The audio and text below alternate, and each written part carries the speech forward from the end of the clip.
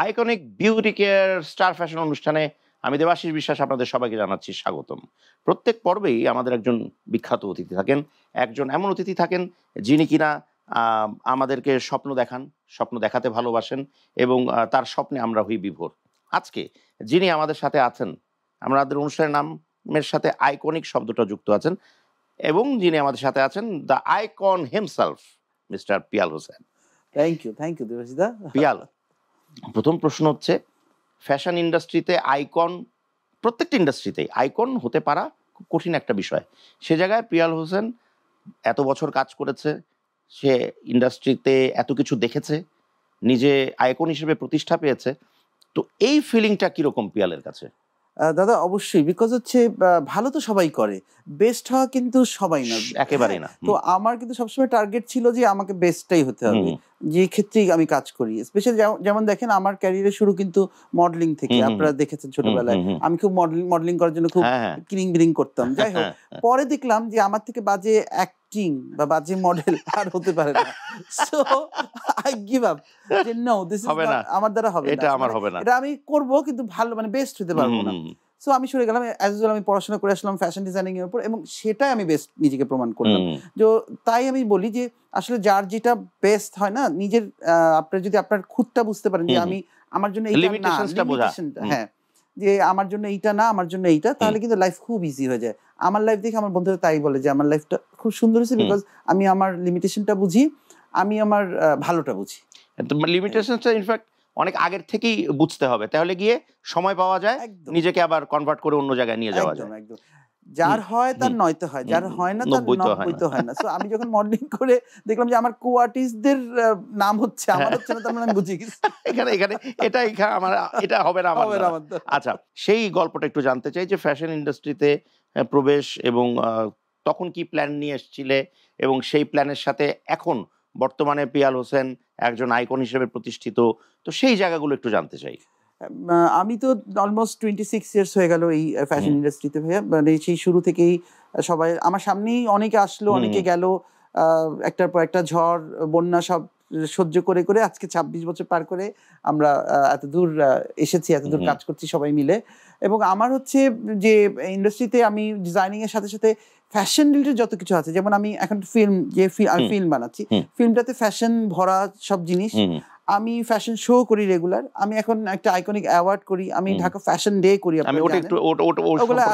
আসবো। কিন্তু fashion related যত কিছু আছে আমি কিন্তু তার ভিতরেই, ওই সীমার ভিতরে কিন্তু আমি কাজ করি, কারণ আমি বুঝে গেছি যে ফ্যাশন ইন্ডাস্ট্রিতে আমার থেকে কেউ আর টপ হতে পারবে না, যেটা আমি প্রমাণিত। এই ফ্যাশন টা বোঝাটা কখন থেকে আসলো মাথায় যে আমি ফ্যাশনটা বুঝি এবং I can do well in this industry? Right, যখন আমি মডেলিং করি তখন থেকে কিন্তু আমি আমার কস্টিউমের সাথে সাথে আমার কো-আর্টিস্টদের কস্টিউমটাও খেয়াল করতাম।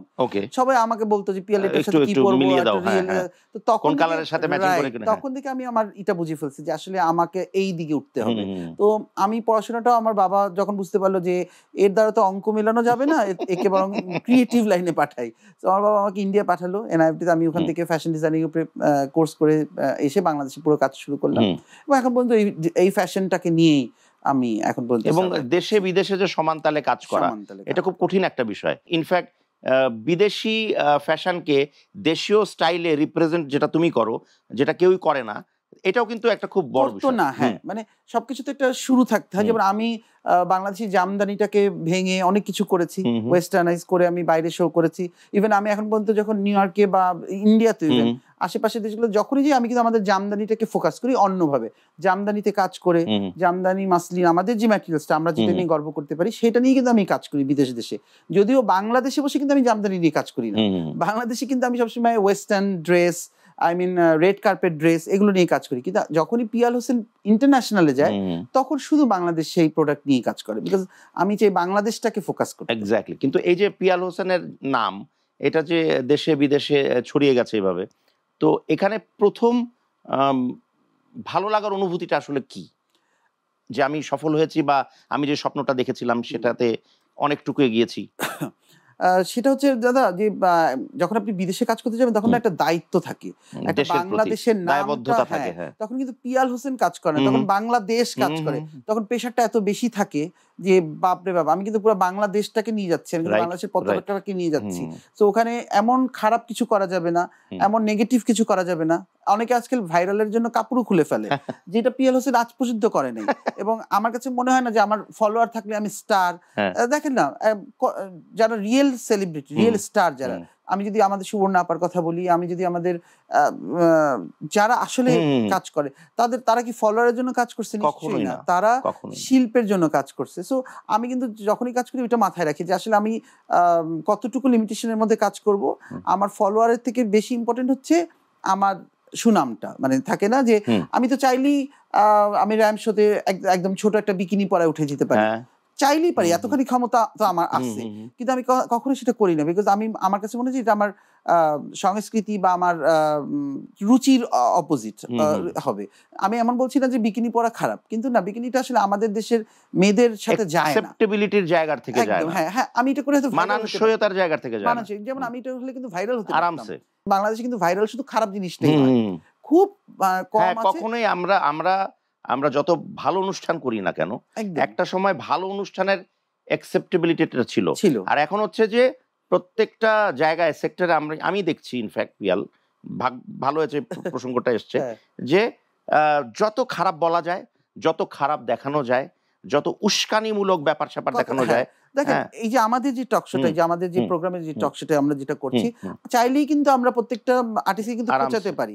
হ্যাঁ, খুঁচিয়ে আপনি ইজিলি কিন্তু ভাইরাল হতে পারেন, আপনার ভিউয়ার্স অনেক বেড়ে যেতে। কিন্তু আমি দেখলাম যে দাদা আপনি কিন্তু একটা খোঁচানো কথা বলেন না। আমার কাছে কি পিয়াল, একজন আমন্ত্রিত অতিথি হচ্ছে অতিথি, তাকে আমি তো অপমান করতে পারি না, যেটা অনেকে ইচ্ছাকৃতভাবে করে এবং তারাই ভাইরাল। তাদেরকে নিয়ে কিন্তু এখন অনেক ইউটিউব চ্যানেল বলেন বা তাদের বিদেশের প্রোগ্রাম বলেন, তারা কিন্তু এইগুলো করেই খাচ্ছে, কিন্তু এই ধরনের নেগেটিভ প্রচারণা দিয়ে। কিন্তু এই যে দেখেন, এই যে বিদেশে যখন শো হয়, এই যে আমাদের যেমন আমেরিকা শো হচ্ছে বা আমরা যখন পার্শ্ববর্তী দেশে শো করতে গেলাম, সবার আগে দেবাশিস দার কথা কেন আসে? বিকজ আমরা জানি, আমরা অর্গানাইজাররা জানি যে স্টেজে উঠলে পরে একমাত্র দেবাশিস দাই প্রপার সম্মান দিয়ে আর্টিস্টটাকে উঠাতে পারবে। এই চেষ্টাটা আমার মনে আছে কিনা আমি বলি যে লাস্ট ইয়ার আমরা যখন আইকনিক অ্যাওয়ার্ড করতে আমরা ইন্ডিয়ায় গিয়েছিলাম, তখন ইন্ডিয়ান কিছু উপস্থাপক ছিল যারা কিনা কথাই বলতে পারছে এবং যারা কিনা আর্টিস্ট সম্পর্কে জানতো না, এবং আর্টিস্টরা কিন্তু মাইন্ড করতেছিল।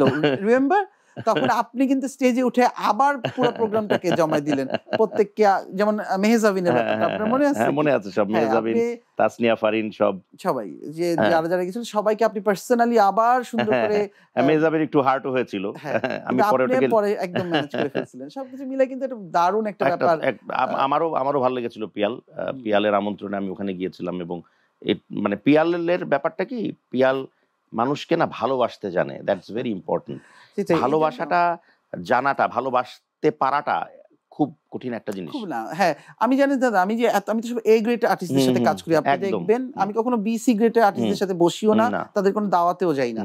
কিন্তু যতগুলো এ আর্টিস্ট আছে তারা কিন্তু টাকার থেকে ভালোবাসাটাকে বেশি প্রেফার করে। জানেন, পিয়াল ডেকেছে, কেউ আসেনি, এরকম রেকর্ড এখন পর্যন্ত নাই। কারণ আমি প্রপার সম্মানটা দিতে জানি। আর্টিস্টরা না, শিল্পীরা সম্মানের ক্ষুধার্ত। তারা লাখ টাকা এমনি ছেড়ে দিবে, আপনি যদি প্রপার সম্মান দেন লাখ টাকা ছেড়ে দেয়। এই যে প্রপার এবং ইমপ্রপার দুটো জায়গা থেকে বলি পিয়াল, তুমি তো এই ইন্ডাস্ট্রির সবচেয়ে অভিজ্ঞদের একজন।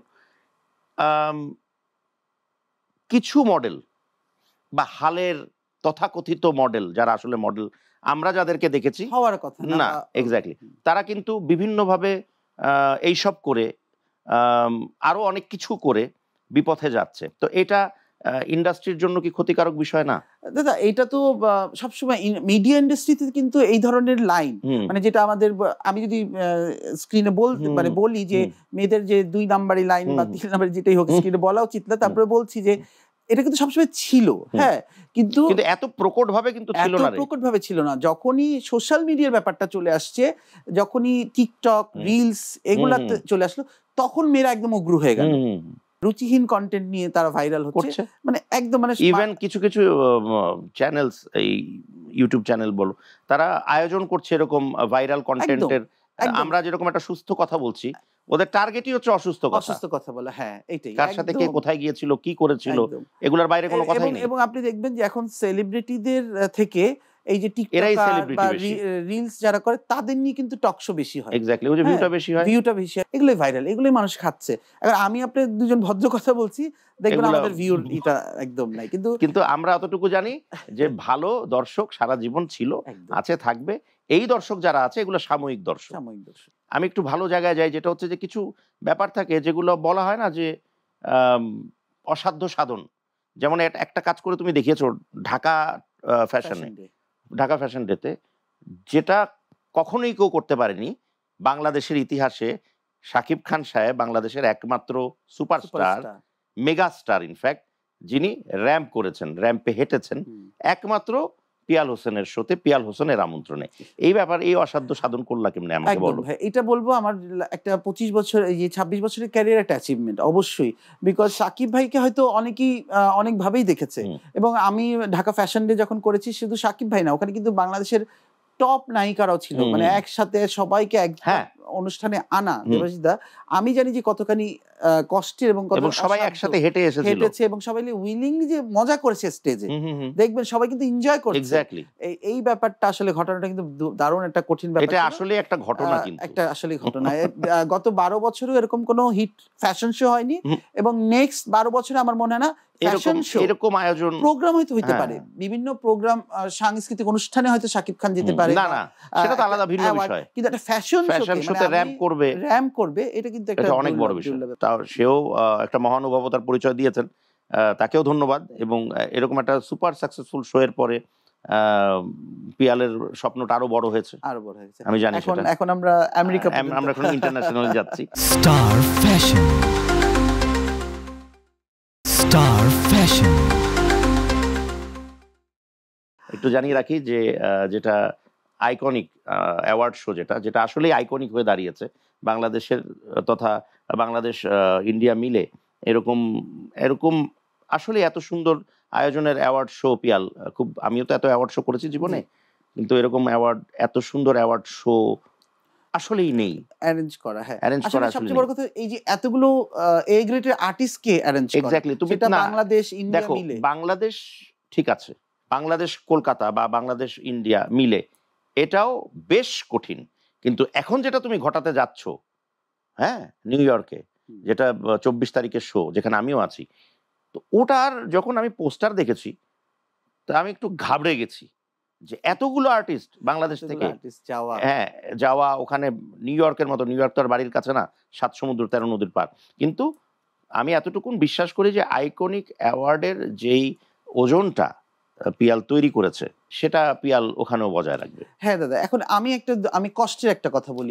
আমি কিন্তু আমার তরফ থেকে কিন্তু এই ভাতটা কিন্তু বয়ে আসছি আইকনিকের শুরু থেকে।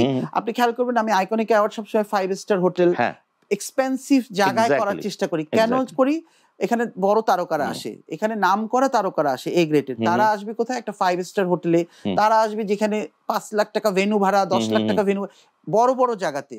সেই ফিলটা পাবো কিন্তু বিকজ অফ তাদের সম্মান দেওয়ার জন্য। কিন্তু এই আর্টিস্টরাই যখন এরকম ছোট ছোট ভেন্যুতে যায় অ্যাটেন্ড করে, যে কোনো অ্যাওয়ার্ডেই চলে যায়, প্রতিনিয়ত করছে একদম। এই যে যেমন দেখেন বিভিন্ন ক্লাব, যেখানে ক্লাবের ভাড়া 60,000 টাকা, মানে আন্ডার 1 লাখের একটা ভেন্যু, সেখানেও মানে যাচ্ছে।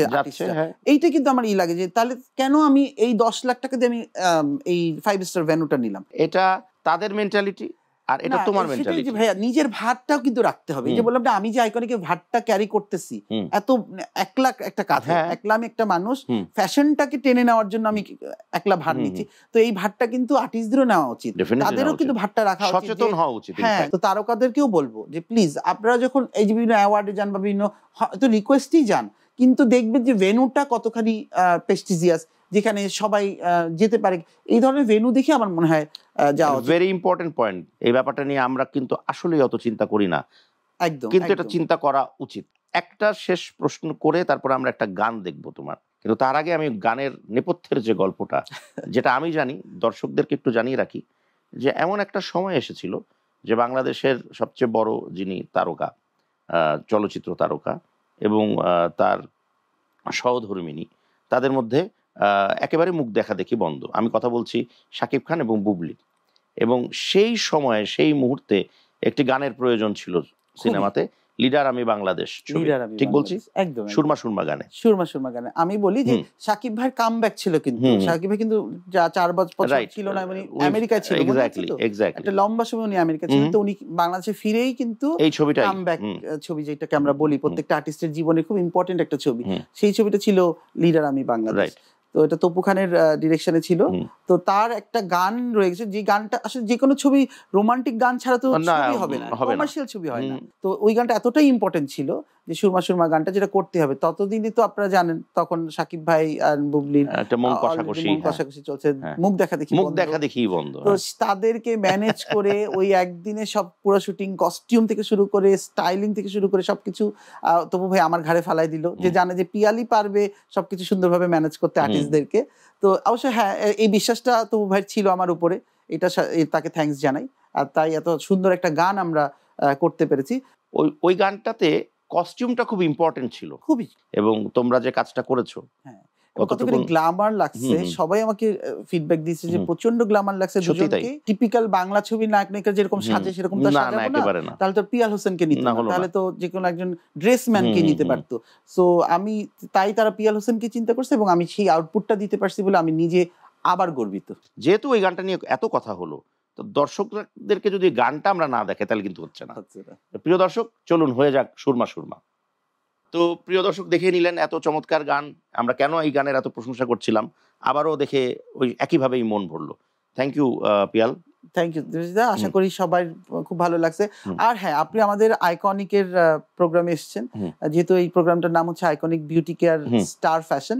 প্রত্যেকবার তো আপনি আমাদের দর্শকদের, আই মিন আমাদের গেস্টদেরকে আপনি উপহার দেন। আজকে যেহেতু আইকনিকটা আমাদেরই কোম্পানি, সো আইকনিকের যে gift hamper, I would love to এটা কিন্তু থ্যাংক ইউ। আমি আপনার হাতে তুলে থ্যাংক দেব। ইউ, থ্যাংক ইউ, আমাদের Iconic, thank you, thank you, thank you, thank you Piyal, thank you for this gift, এবং it's an honour and pleasure, এবং থ্যাংক ইউ। তো দর্শকদের উদ্দেশ্যে এবার পিয়াল হোসেন কিছু বলুন। দর্শকরা তো এতক্ষণ আমাদের অনেক কটু কথা শুনেছেন, অনেকের সম্পর্কে অনেক কিছু বলে ফেলেছি, বাট এনিওয়ে আলটিমেটলি আমাদের শোটাতে থাকবেন, এবং আশা করি আপনাদের ভালো লাগছে, এবং সবসময় কিন্তু আমাদের সাথে থাকবেন। প্রিয় দর্শক, সময় এসে গেল ফ্যাশন ফটোশুট এবং ফ্যাশন শো দেখার, এবং obviously styled and choreographed by none other than Piyal Hossain. Star Fashion. Viewers, এই ছিল আমাদের আজকের আয়োজন। বরাবরের মতো নিশ্চয়ই আপনাদের ভালো লেগেছে। আগামী পর্বে অবশ্যই আমরা আপনাদের সাথে থাকবো, এবং অবশ্যই আপনারা আমাদের সাথে থাকবেন, এতটুকু বিশ্বাস নিয়ে আমি দেবাশিস বিশ্বাস আজকের অনুষ্ঠান থেকে বিদায় নিচ্ছি। ভালো থাকুন, সুস্থ থাকুন, সুস্থ ফ্যাশনের সাথেই থাকুন।